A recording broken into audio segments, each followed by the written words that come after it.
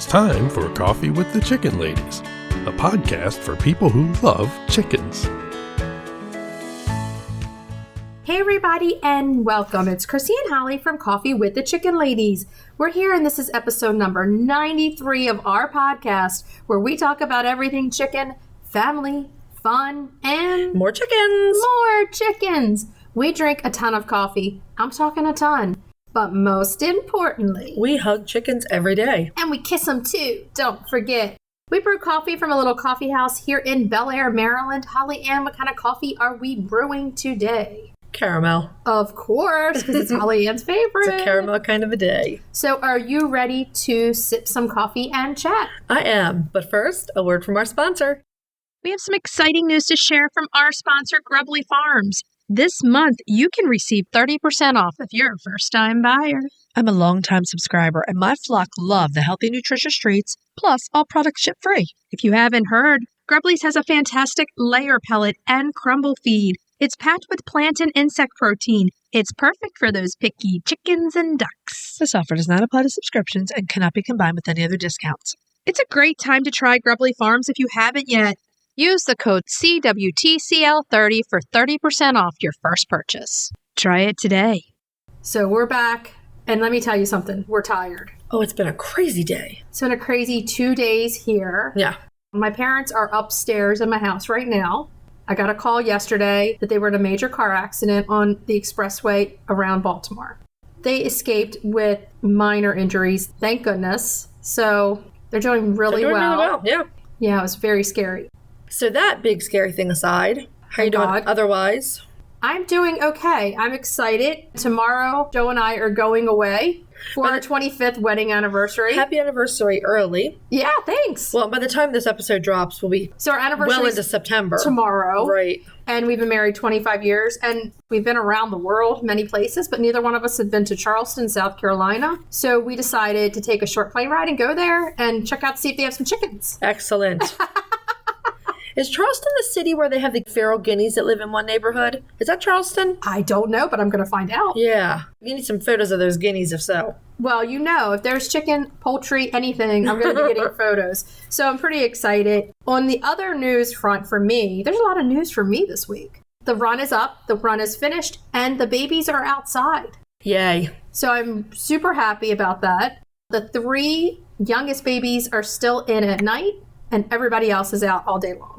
Yeah, my integrations are going very, very well. We've got the original group of pullets, the 6 pullets integrated in. There have been some things here and there, but it's going well. Right. But it's just about time to get the Andalusians and the Delaware integrated into the other flock. Yeah, my big run's still split down the middle. So all the new babies and Gertie are with one coop. And then in the middle, we have the babies from last year, which they're the older babies. And then the big girls are relaxing in their brand new run. They look pretty happy in their new space, so that's great. Okay, so if I could just take a second to ask everybody a huge favor. If you're listening to our show and you're loving it, head over to Apple Podcasts and leave us a written review. It does amazing things for our show, and while you're there, hit subscribe. That helps us grow so much. The other thing you can do to help support the podcast is mention the show to a chicken-loving friend. You can visit our Etsy shop, see what we have for sale there. You can become a patron of the show. Visit patreon.com/coffeewiththechickenladies. Check out our levels of membership. The other thing you can do to help support the podcast is visit our show notes, use our affiliate links and codes, and buy products from our sponsors. Yay! Hey, Chris. Yeah. Do you like subscription boxes? Does it have anything to do with chickens? Of course. Then yeah. Let me take a minute to tell you about the Chicken Love Box. If you love goodies for your chickens and you need to go to chickenlove.com. I love the mega box. Tons of useful products for my flock and a chicken tea for me. You can't go wrong with a chicken tea. They are so cute and so soft. In the August box, I absolutely love the chicken pot holders and the IKEA scrub brush. My chickens are going crazy over those grubbly grubs in that box. And the chicken note cards are going to be great to send into school with the teachers. Boxes start at $39 a month. They ship immediately after your order, and shipping is always free. Such a great deal. Don't wait. Get off the nest and click already. Use the code CWTCL50 for 50% off your first box of a 3-month subscription or more. That's chickenlove.com. That's chickenluv.com. Get your subscription today. Have you heard of Strong Animals Chicken Essentials? They make natural supplements for your flock. Strong Animals has used plant-based products and natural approaches to promote the health and vitality of backyard flocks. Their products contain organic essential oils, prebiotics, and other natural ingredients to support the immune system and digestive health. Give your chicks and chickens what they need to thrive with Strong Animals health products. Visit GetStrongAnimals.com today. The Breed Spotlight is brought to you by Murray McMurray Hatchery, defining quality for generations. For over a century, Murray McMurray Hatchery has remained a trusted family-owned business working tirelessly to ensure our poultry meet the highest standards. Whether you are an experienced enthusiast or just embarking on the journey, look to McMurray Hatchery for guaranteed quality, rare, and heritage breeds, low minimums, and all the supplies you need to raise your flock. Request a free catalog, and don't forget, pre-orders start November 2022 for the spring 2023 season.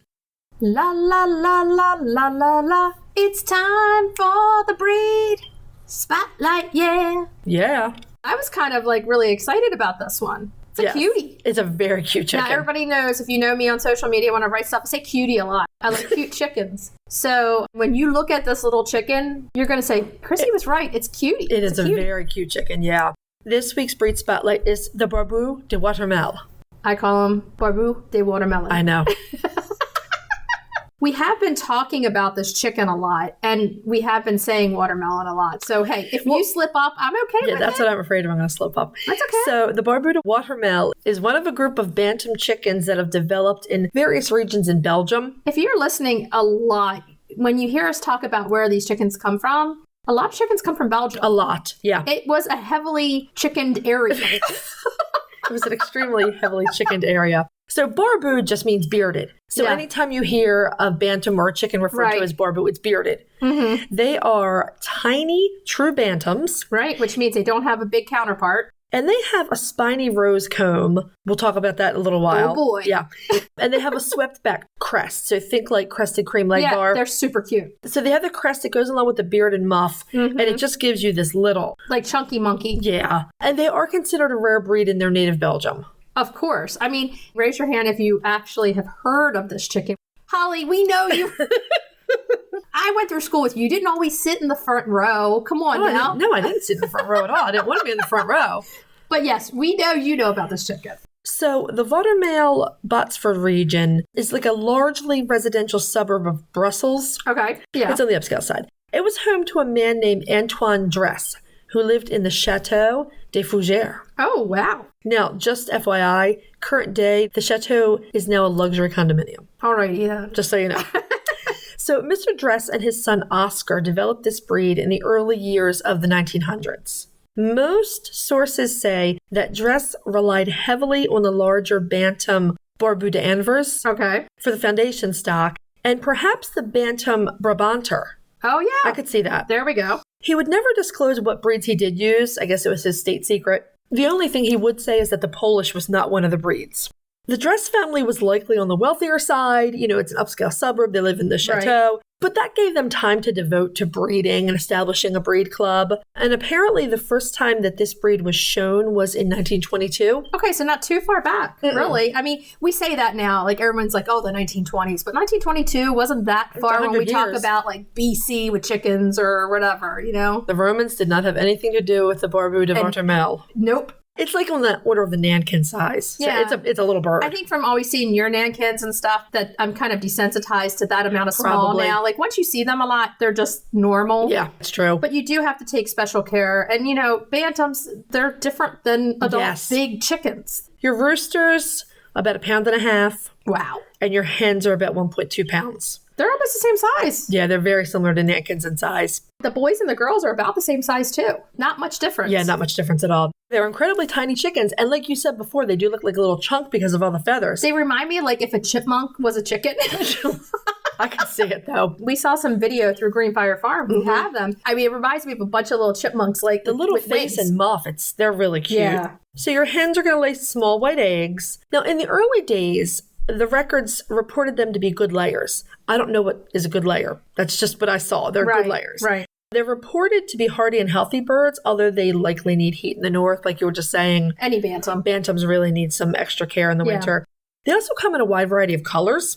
Now, that rose comb, the spiny rose comb. Oh boy. It's unique because it has 3 spikes at the end. Okay. My Dolly the Dominique, you know, she has a rose comb with a little spike on the end. They literally have 3 little spikes. Wow. It's really unique looking. Now, the beards, the muffs, and the backward-facing crest are all very full. Oh, yeah. I mean, it's a lot of feathers packed on that little body. They have slight colored legs, so very pretty. Everything about them is just really nice. I mean, they would be what I like to call a pocket chicken. Oh, yeah. Someone that you're going to keep around with you, a house chicken. Like a lot of the chickens we've done lately, they really fall under the show chicken or companion chicken. I like companion chicken. They're going to want to be with you. I mean, unless you have a large flock of bantams, you're definitely going to have to give them some special consideration with that weight. They're not necessarily a utility or a homestead breed, and that's fine. They're not going to be one that you're going to be like, I'm going to get this chicken because I want 7 eggs a week and I want them to be large. No. They're going to give you some eggs during the week. They're going to be bantam size and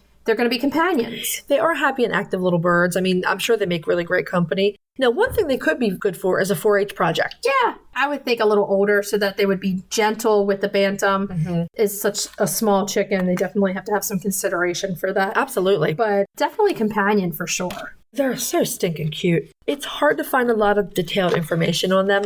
The Belgian Bantam Club of Australia had some history on their website about the formation of the various clubs, as well as how and when these cute little birds were shown. Okay. And according to their information, at one time, the Barbu de Watermael was shown in different color varieties. Okay, so let's go ahead and name those. There's black, white, gold, blue, cuckoo, and millefleur. All of our faves. The millefleurs are ridiculous. If you're interested in breeding them, you can find a useful breed standard with the British Poultry Club or the British Belgian Bantam Club. So if you're here in the U.S. and you wanted to get some of them and you wanted to do a breeding project, I would go straight to them for your breed standards. Oh, yeah, for sure. Now, I've been talking about Greenfire Farms, and here we're going to officially mention that that's where you're going to get them in the U.S. Yes, they sell them as straight-run day-old chicks. They call this breed the cutest that they've ever seen. When I look at them, they look like little chipmunks. Yeah, they do. How do you get much cuter than that? The staff at Greenfire Farm also say that they do make amazing pets, that they're very easy to train. They're happy to cuddle up on your lap. They're cuddle birds that are intelligent. Tiny lap chicken. So does it get much better than that? No. So cute. So if there's anybody out there that has this cute little watermelon baby, send us pictures on Instagram. We'll give you a story. We would love to see your babies. And if you want to cuddle, this might be a good one. Yeah, definitely a fantastic companion chicken. I mean, if you're not looking for a utility breed, if you're, say, a chicken lady or a chicken man who wants a really pretty companion chicken. Oh, yeah. These would be fantastic if you're in an urban area, small space, small We coop. always talk about this. If you're in an area where you can only have a small space for your chickens, bantams are the way to go. Absolutely. It's a no-brainer. If you want a cuddle chicken, this one is one that's pretty cuddly. Yeah. If you're looking for a chicken coop that's produced in a planet-friendly, sustainable way, try Nestera. Each coop is made from highly durable, 100% recycled plastic that keeps the equivalent of up to 2,000 shampoo bottles out of a landfill. Their clean, modern design will fit into any garden or run area and comes with an industry-beating 25-year warranty and a range of handy accessories. Simple to put together, so quick and easy to clean, and most importantly, red mite resistant. Your chickens will love it. Quick shipping from Amazon.com or Nestera.us. Use our code CWTCLP10 for 10% off. Check them out today. Roosty's proudly sponsors Coffee with the Chicken Ladies. If you're raising chicks or keeping chickens, take a look at Roosty's store on Amazon.com. We've personally tested their products and we're huge fans. They have their famous nesting pads, those fantastic chick water and feeder kits, do-it-yourself port feeder kits, water a nipple, and water or cup kits. And you don't even need to drive to the stores. They're all available for Prime delivery on Amazon.com. Visit Amazon.com and check out the Roosties range or follow the link in our show notes. So, let's move on to main topic. Yeah. This is one that I really love. Now, we've heard the jokes about my bandages a lot. Who makes jokes about your bandaging? So Who would do such a thing? today's main topic is chicken wound care, and a lot of chicken wound care has to do with bandaging. Some of it you're not going to put a bandage on, other stuff you are. But back in the day, and still now actually, I was known as the bandage guru. Oh, you put some bandages on. They're not moving when you bandage something. And it goes back to like when an animal would come in for a bandage and then somebody would take them home. And then it would come off in 2 seconds, and then you would have to redo it. And then yours are not coming off in 2 seconds. The vets would be like, look, we just wasted all this bandage material. You wasted these people's time. So over the years, you definitely got used to, look, this has got to be a no-nonsense, not coming off bandage. Yeah. So wound care is something that, despite our best efforts, does require attention every now and then. That's for sure. There's many different things that can cause wounds. Absolutely. I mean, the good news is that most wounds can be treated at home and most chickens make a full recovery. Now, there's wounds if you have a predator attack or other things that will need veterinary attention. Absolutely. So, you have to really look at what caused it. Yes. The severity of it, how deep it is. And we say this a lot. Chickens tend to granulate their skin in very quickly. Right. It regenerates very quickly. It really does. And so, like the severity of the wound, like if it's not super deep and it's going to grow in quickly and the others aren't going to mess with it, you can probably leave that chicken with the flock. Right. But in some cases, the bird does need to be separate while recovering. And then if it is in a place where you can put a bandage and you're putting them back with the flock, the best thing to do is to bandage it. Yeah. To cover it so that they're not going to be able to see it and not pick at it. Yep. So let's go over the types of wounds that are ones that you might come across. So your basic cuts and scratches, that can come from wire, from your substrate, if there are wood chips in there or something, another chicken's nail, anything like that. So there's also bites, there's puncture wounds, which can come from the same things. Yeah. Eye injuries. Now that, most of the time, unless it's really minor, we're going to tell you to take an eye injury to the vet. Yes. Foot injuries. And this is a big, huge one for chickens. Because it leads to bumblefoot. Yeah. But foot injuries can be bumblefoot or they can be a foot injury. Right. There could be actually a cut or a laceration on your chicken's foot. It isn't necessarily bumblefoot. But like you were saying, abrasions and cuts on the bottom of the foot can lead to it.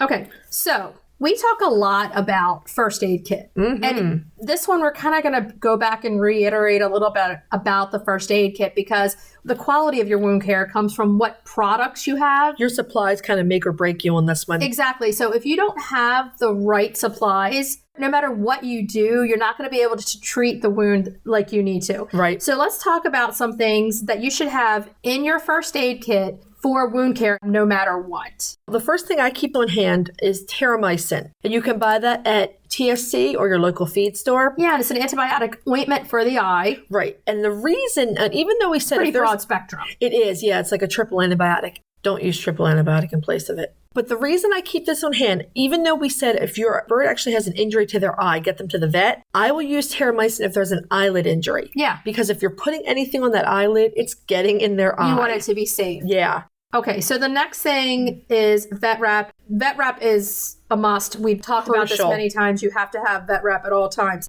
HypoCleanse, Novosan, they're both the same thing. They're a derivative of what's called chlorhexidine. Chlorhexidine is a surgical scrub that is used in both human and animal care. It is an antibacterial and an antifungal for the skin wherever you're going to use it. It's essentially a powerful but safe antiseptic. Thank you.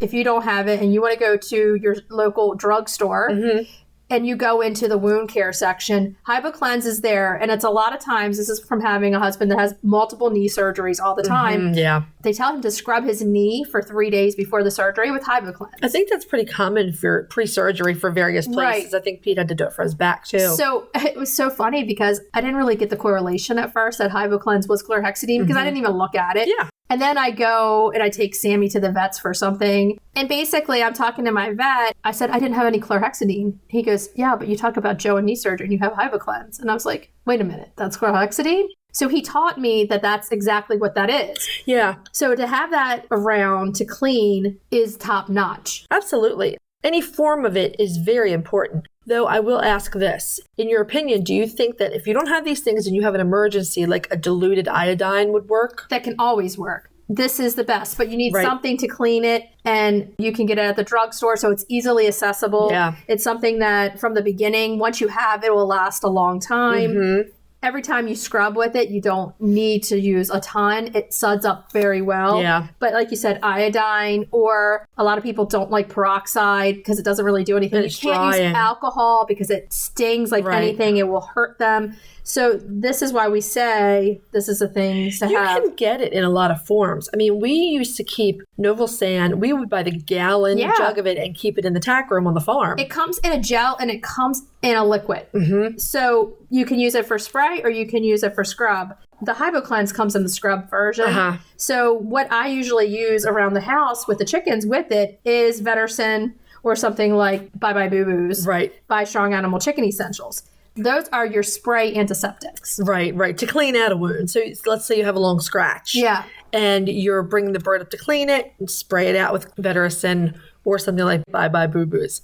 So you have the supplies to clean out. You're going to need something to use. Sterile pads or just gauze 4x4s. Right. You can buy them in bulk. Yeah. And they're good to scrub out any kind of wound. Now, that's true. You could use it for scrubbing. Here's the thing that most people really don't think of, but when you work in an OR with animals or people, it's drilled into you constantly. When you scrub a wound, you start from the inside and you move out in big circles. Mm-hmm. You never go back where you once cleaned. Which makes perfect sense. So when you do a surgical scrub, you start in the middle and then you make little circles out, and then you throw it away and get another 4x4. Mm-hmm. This you want to use on just average wound cleaning because you don't want to drag bacteria from the outside back on the inside to the wound. So it's a good thing to have those pads and have plenty of them. I feel like you can never have too many syringes. I have a ton. I know, me too. So I really like syringes for flushing out wounds, things like that. And then our go-to. Silver ointment. Yes, because it's broad spectrum and it is a good healing agent. It's fantastic. Everything from bumblefoot to cuts and lacerations, bites. Let's backtrack for a second and talk about bites. So bite wounds are tricky. You can have a simple bite wound like, say, somebody bites someone on the comb. Yeah. And that's pretty simple and straightforward. I've had that with Lucy before. Yeah. The bigger the comb, the bigger the target. Heck yes. But then there are other bites. There are bites from a predator, a dog, something like that. And sometimes those are straightforward, but sometimes there's a puncture wound. There's even a difference when you talk about bites versus puncture wounds because bites from other animals contain a lot more bacteria than anything else that they may puncture with a piece of the wire or anything else. So those are going to take a lot more surgical scrubbing, antibiotics, usually the veterinary visit. Yeah. But to start at home, bite wounds, any wound, you're going to start with cleaning. Right. And I think with puncture wounds, is it the case that you don't want to, say, push a bunch of stuff up into the wound? Oh, yeah, no. So you're just going to clean the outside of it? Yeah. And what you can do also is if you have the Novosan HypoCleanse, those are brand names of chlorhexidine if you have a liquid. If you have the Bye Bye Boo Boos or Vetericin, you can put that in a syringe and you can flush out the wound a little bit if you have a puncture wound. Okay. So a syringe, like you said, why it's handy is you put the antiseptic in it. You can use the syringe to push the liquid through and clean it. But in general, if you have a deep puncture wound, don't mess with it. Go to the vet. A vet is really the best idea. Heck yes. So one other thing we should mention fly strike. Is fly strike, If you have a puncture wound, if you have just a wound in general, especially one near a vent area. Anywhere really. The vent is where I think you most commonly see them, but anywhere. And it's spring or summer, mostly summer. You have a possibility of having fly strike. And that's when a fly lands there and lays their eggs. Yep. And then what's called the most disgusting name, maggots. It really is a gross word. It is. And they feed off of dead skin from the wound. Debris, things like that, So then they create a bigger wound and then they burrow in there. It's disgusting, but you need to know. Right. So that's when you want to go to the vet, but you first want to flush it all out, clean it all out as much as you can, and then get to a vet. For that one, prevention is key. Oh, yeah. Cleanliness. I mean, if it's something bad, if there's a lot of discharge from the wound, something like that, keep them inside. Yeah. It's not worth taking the chance that your bird gets fly strike. Sometimes a larger animal will get fly strike and can handle it. it can take a chicken quickly. Yeah. It can also happen to small animals like dogs and cats. Yeah. And it did. And when I worked in the animal hospital, we drew straws because no one wanted to be the one that had to debride it. Yeah. Because it's really gross. It's gross. So let's move on to you have a wound that needs bandaging. Mm-hmm. Depending upon where it is, what it is, there are many different types of bandages. We always talk about granulation and regeneration of the skin of the chicken happens pretty quickly. Right. And bandaging can help that along also. Mm-hmm. One that I love is called the Bobby Jones and Robert Jones bandage. Basically, it's a stabilizing bandage. So if you have a potential broken leg, a sprained leg on a chicken, a sprained toe, you're going to use this type of bandage. And this is often used in an animal hospital to stabilize a broken bone or a pulled tendon or anything like that. Right. It starts with stirrups on the skin. It's a big, wide bandage that is used to stabilize. Any of the other bandages that you're going to do, usually with chickens, they're used to regenerate skin. So when you say a stirrup, explain that. Okay, so a stirrup is, we have white medical tape that you can buy in the drugstore. You can get on Amazon. That's the stuff that's mildly adhesive. So it doesn't irritate the skin. Right. On either side of what you're trying to stabilize, you're going to put a long strip of white tape, and then they come and join together. Okay. So then you're going to take in either splint or rolled cotton, rolled gauze, and vet wrap, and you're going to make your bandage. Now at the bottom, you're going to undo the tape that's together and then turn it and bring the stirrups up on each side. And what this does is holds the entire structure on the leg or the foot or wherever you're stabilizing. Okay.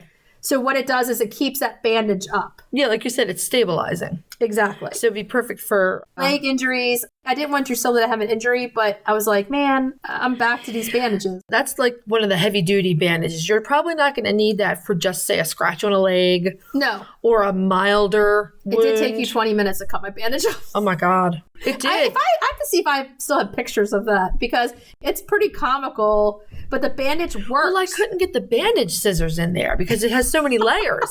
And so Pete's holding Drusilla and Drusilla's looking at me like, lady, what are you doing? And she had been bandaged up for like a week. I had been doing the bandages multiple times a week. So she was used to it. You know, she was just like, oh God, here we go again. Right. But the thing is, she had a torn ACL basically, and it was stabilizing it. Right. With a torn ACL in a chicken, unless someone's invented some kind of fantastic method, you really can't reattach an ACL in a chicken. No. And they just go on their merry way, but they've got a little hitch in their gallop. Yeah. Now, if you have a wound that you want a bandage on to protect it with antibiotic ointment. Or silver ointment. Yeah. I always recommend a Telfa over the wound. Because it doesn't stick, it's non-adhesive. Right, so Telfa is a non-stick pad. Exactly. And the gauze sometimes will stick in and irritate the wound even more, where the Telfa will not. I use Telfa for bumblefoot. Yeah, me too. Cut it down to size. Me too. If you're frugal and careful, you can actually cut them in half. I cut them in, for bumblefoot, tiny pieces, a quarter. You could do a quarter, yeah. Yeah, I do it right on the pad. Yeah. And it gets any seepage away from it, right? But it does not stick. So it's protecting it in many different ways. The last bandage I want to talk about before we move on is called wet to dry. And it's used for a wound that takes a large area of skin off, but you can't suture it. Yeah. So a lot of times you would scrub and then lay wet gauze on that skin. How do you wet the gauze? With just antiseptic. Novosan or chlorhexidine is your best friend. Seriously. Okay. And you lay it on the wound. And then you bandage kind of like a Robert Jones, but lighter. Okay. And what happens is that gauze dries. And that bandage stays on for a few days. As the gauze dries, it's going to take off that top skin layer. And then under it, you grow from the inside out. You don't want to have a top layer and not be healed under. One of the reasons chicken skin granulates in so quickly and so well is because it's very high in collagen. Yeah. If you have like a small puncture under and you get a scab over top, that's how you get an abscess. So it has to regranulate from the inside of the wound, regenerate that skin tissue, heal it up from the inside, and then close up around on the outside last. And that's what sometimes these wet to dry bandages do. They do them for people in the burn unit. Those are types of bandages, and those are my main 3 that I use. So really, when it comes to chicken wounds, you have 2 or 3 jobs. Yeah. You need to keep it clean. Yep. You need to keep it as free of bacteria as you can, and that can include debriding or oral antibiotics, or even, I guess, injectable in some cases. Yeah. And then your other job is to protect. Exactly. With the bandages. I love bandages. That was one of my favorite things. I love bandages. That was one of my favorite things because it's a kind of an art form. And to be honest with you, after doing it so many years, you pride yourself on, okay, that bandage stayed on for the 2 weeks it was supposed to stay on. Yep. And like a wet to dry, it's satisfying when they come back and you strip it off and you see that regenerate growth of that skin. I mean, really, this is years ago now when my farm vet used to take care of my chickens. He used to send people to me for bumblefoot bandaging. Yeah. And, it works. I put a bumblefoot bandage on, it stays on. Now, there are many years of trial and error and frustration in there, but The other thing to really remember with bandaging is, and this is a number 1 rule across the board with any animals, is not too tight. Not too tight. Because you will cut off circulation. Chickens have less of a circulatory system in their legs and feet. Okay, so they have less of a blood supply? Right. Okay. So it's very hard to cut that off, but it can happen. Don't go too tight. You want it just tight enough to stay on. Just tight enough to stay on. That's the rule. If you can't get a little piece of your finger or anything under that bandage. Too tight. Too tight. So you'll cut off circulation and you will lose a limb. For lack of a better way of saying it. Yeah. Let's go into when you should see a vet. Anytime you have a wound large enough that needs to be stitched. Now, I will say over my years, there were occasionally wounds that I saw and thought there's no way that could be stitched. Well, they can often be stitched when you think they can't. Yeah, it is That's usually the veterinarian that knows how to work the skin. Yes. To stretch it just at that right amount. And if they can't, that's where the wet dry bandages come along. If they can. If not, it is keeping it clean so it can grow from the inside out without a bandage to heal. But stitches, if they need antibiotics for anything that are oral. So like that's the predator attack where there could be all kind of bacteria from predators' teeth and saliva. Exactly. Anything that could be painful. I'm going to take my bird and get anti-inflammatories to try to manage their pain. Chickens are very stoic and don't show their pain, but if it looks like it hurts, it probably hurts. As a prey animal, they know to not show weakness. Right. So they're not going to show you pain. Most flock and herd animals are stoic like that. Exactly. So it's really, you have to use your best judgment. So the best thing to do is to go to the vet. Go to the vet. And as we always say, if we know a lot of you feel like you don't have a lot of vets in the area, if you're having a hard time finding a vet, message us and we will help you find one. Yeah, we'll do our best.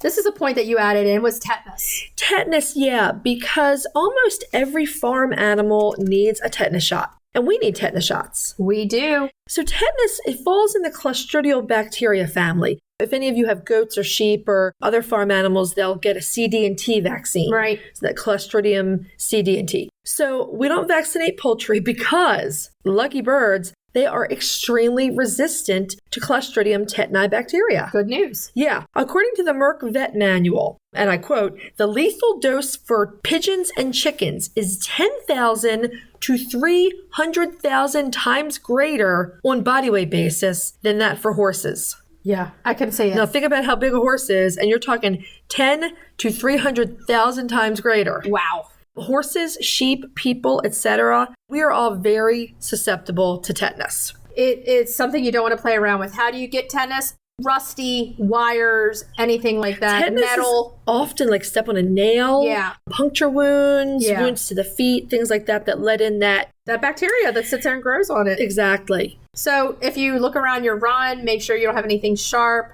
This is how we can stop wounds from happening. It's just prevention. Prevention is always the key to any of it. Exactly. Sharp edges on wire are big. Yes. Sharp things sticking up in the run. My Swedish Philly rooster Casper that had that terrible bumblefoot that went on for months, we're pretty sure that was a puncture wound. Yeah. Because the run was on, it was a pre-existing area on the family farm, and there was rusty old chicken wire buried in there. Oh, yeah. And I found it and pulled it out, and I'm pretty sure that's what happened. But yeah, another thing to think about is if you keep a rooster, trim and round or file his toenails, because roosters can definitely put nasty scratches on a hand. That's one of the big ways that they get wounds. Yeah, they don't mean to do it. A lot of people will think that roosters tear up a hen from their spurs. No.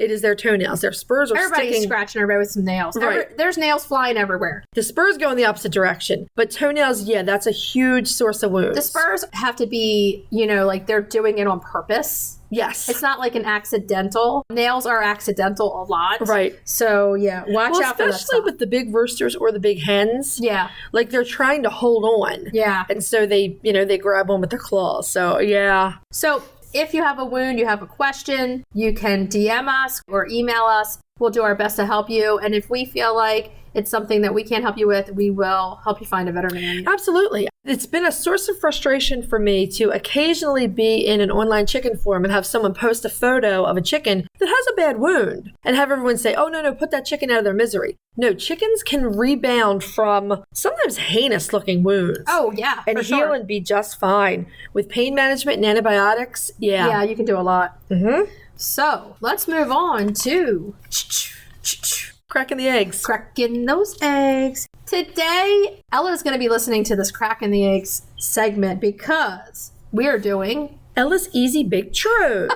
Ella is my 12-year-old, and she does a lot of things that surprise me. She's very independent, fiercely independent, and sometimes when we're working, she gets bored. So generally when we're working and she gets bored, she starts to bake. Yes, which is really impressive for a bunch of reasons, but she said she made churros, and I was like, wait, churros are not easy to make. They were good. Yeah. So this is an easier version of churros, but it's still kind of complicated. She did really well, and the last step was the broiler to crisp them. Right. And she wasn't familiar with broiler, so they were in a little too long, but she did excellent. I told her I usually have mishaps with the broiler. You have to almost stand there. You do. Even with like the sweet potato casserole at Thanksgiving. With the marshmallows, yeah. I stand there with the marshmallows because it goes from perfect to burnt very quickly. Right. So the thing to know about these churros is, again, they're baked. And so you're not deep frying them. No. And that's why you use the broiler to crisp them a bit. And that's what she did. She did the baking. So churros are generally choux paste, the kind of pastry that you make eclairs and things like that with. And they're traditionally piped. She did not use a piping bag. She used a She tried. Yeah, she used a plastic bag with a corner cut off, which you can use. Here's the thing. We were working hard. She was figuring this stuff out on her own. I know. A 12-year-old. No?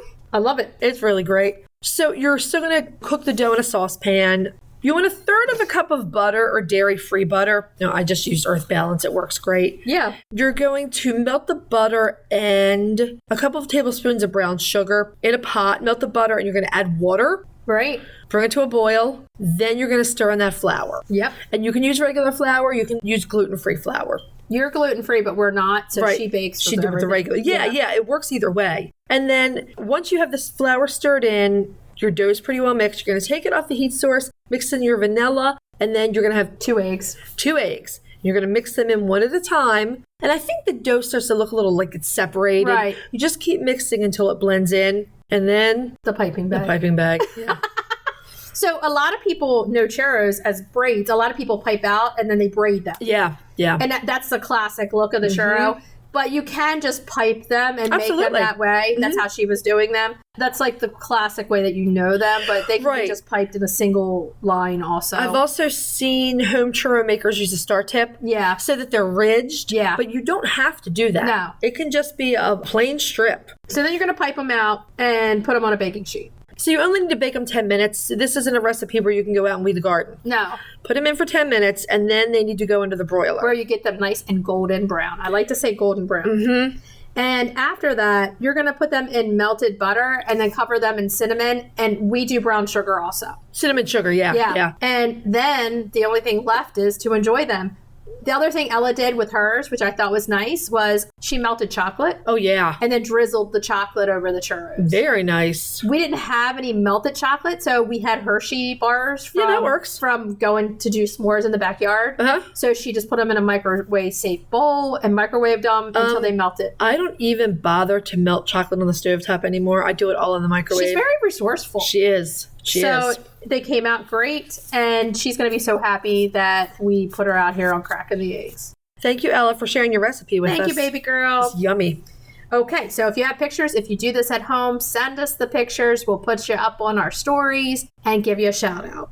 Okay, so let's move on to retail therapy.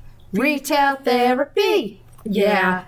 We're keeping it simple this week. because we're coming into a fall season. Right. We took a look at scratch grains. And there's a lot to pick from and then not so much to pick from. At the base, everything is a mixture of grains. Exactly. You know, there are a lot of inventive mixes out there right now. And I kind of doctor mine up anyway. Exactly. And that's something that you can make your own also. But there's a lot of good brands out there and a lot of good places to get them. Your farm supply stores, Yes. big and small, are good places to get scratch grains. Chewy.com, Right. you can get some scratch grains over there. So I know Yeah. we want to talk about the different types. Right. So you have your classic, like Purina, Purina has a good scratch grain. 5-grade scratch. They have an organic and a regular. Right. And I think either one works. I've used them both. Yeah. Scratch grain is a thing that you're going to use starting in the fall and going into winter because a lot of them include corn. Yeah. Corn, oats, barley. Things that are going to warm up a chicken Right. versus cool them down. They're literally carbohydrates. Yeah. For sure. Do More, the TSC house brand. Correct. They make a couple of them. They have a 7-grain, or they used to have a 7-grain scratch grain. Wow. That my chickens loved. Haven't been able to find it, so I've been using their 5-grain. Right. And it's great. It's fine. There's nothing wrong with it at all. Hen Up Organics is another good one. They've got fancy stuff in there. It's really fancy scratch grains. They're a little bit more expensive. You're going to pay a little bit more for them. Yeah, you definitely are. But the scratch grains are so important. They're not a nutritional food. Right. They are a snack, essentially. We start to add some scratch grains in as the cool temperatures are coming towards night. Yeah. And, you know, once you were in fall and the frosts have started and we're getting towards freezing, that's when we really start using them, especially at night. We'll throw some handfuls out at night. The carbohydrates take longer to digest, and so they're generating body heat. Yeah, usually people throw them so that the chickens can scratch for them. Right. It's kind of where the name That's comes exactly from. They're right. scratching the ground to pick these up. It's a good boredom buster at that. It gets them scratching at the ground. They're picking those up. They're eating them. They're full of really good things. Carbohydrates are great. Right. And a lot of people can even make their own. You can buy the different grains and mix them exactly what you want. Right. Remember, they're a supplement because you don't want to feed so many scratch grains that you're throwing off your chicken's good nutritional balance. The other thing is scratch grains should be given in the afternoon or early evening after the majority of their day is spent eating their real food. Exactly. We say this with all snacks. We've talked about it before in the podcast. You don't want to throw it out first thing in the morning. Right. I have a memory or vision of watching Cinderella. Yeah. And she's throwing scratch grains to Yeah. the chickens in the very beginning. I think that comes from back before there was commercial feed, people would throw corn and grains. Yeah, exactly. So like Hen Up Organics, really most of these, they tend to have a base of corn. A lot of corn. Wheat, like the red winter wheat or wheat like that, which my chickens don't always like. And I actually had a couple weeks where they didn't eat the wheat and it rained and the wheat sprouted. I remember that. So yeah, they'll also have barley. Did they eat it once it sprouted? Yeah, they did. They're like, sprouts. okay, I like it like this, Yes. but not the other way. Geez, Mom pays a lot of money for these. So wheat, barley, oats, and sometimes peas. Yeah, you know what I think I'm just seeing is that Purina actually now has an organic scratch they grains, do. I've used that which one is as supposed well. to be really good. And the other thing is you can get that right on Amazon. Yes, you can. So if you can't make it to the farm supply store and you want to order on Amazon, you can get your scratch Send it grains right on to you. Amazon also. Right. Chewy, Amazon, either one.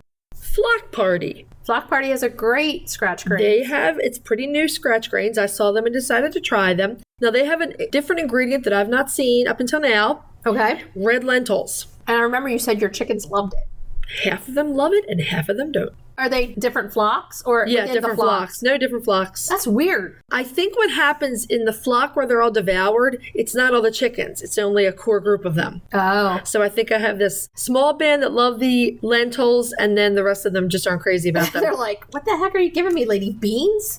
It's really funny because I'll walk in the flock and my Brahma coop where they don't eat the lentils. And I'll walk in and I'll see little lentils in the dishes. They're going to sprout. Yeah, I guess they could actually. They They could. haven't yet, but I'm like, okay, you guys clearly are not voting for the lentils. So there's a bunch of selections out there that you can go for. You can look at the ingredient list. And then if your chicken doesn't like it, start with a small bag, try a different one, organic versus non-organic. But we're coming into scratch grain season. Absolutely. So that's why we wanted to put this out there. Yeah. Start thinking about what you want to do, which one you want to get. And look at the ingredient list. Like you were saying, 7 grain, that's almost unheard of. I love that scratch. I really hope if you're listening, TSC, Please bring back the 7-grain scratch. It had, I want to say Milo in it, which is, another kind of grain. Yeah. And like you said, you can mix up your own. Yeah. A lot of times what I will do with the scratch... I think it's almost more expensive to do it yourself, though, to be honest with you. It probably is. Then you have to store all the bits. You have to store, you have to buy all the different things and then mix it together. This is one of those things where it's commercially done for you. Right. It's an extra step to do it. When it gets cold, I throw extra hands full of oats. Of course. In the scratch because they like it so much. And if you're a new listener and you're unaware of our stance on oats, you can visit our website and check out our Real Deal on Oatmeal article. Yeah. Where we explain all the research that proves that oatmeal is not detrimental to your chicken. It's good for them. Very good for them. So that's our deal on scratch grains today. So should we tell everybody what we're talking about next week? Next week, we're profiling another heritage breed, the Russian Orloff. Okay. We are chatting all about best practices for molting chickens. Because we're there. Yeah, we really are. Our recipe is a super easy morning egg bake. Yeah. I think that's probably great if you have kids going back to school. And our retail therapy, we are reviewing automatic coop door openers. Yay. Yeah. Okay, so what should we tell everybody to do until next week? Hug your chickens. Every day and kiss them too. We'll talk to you next week. Bye-bye. Bye. If you'd like to see more of us, please follow us on Instagram at Coffee with the Chicken Ladies. If you'd like to help us grow the podcast, please leave us a written review on Apple Podcasts. If you'd like to become a patron of the show, please visit our Patreon page, patreon.com/coffeewiththechickenladies. Thanks for listening.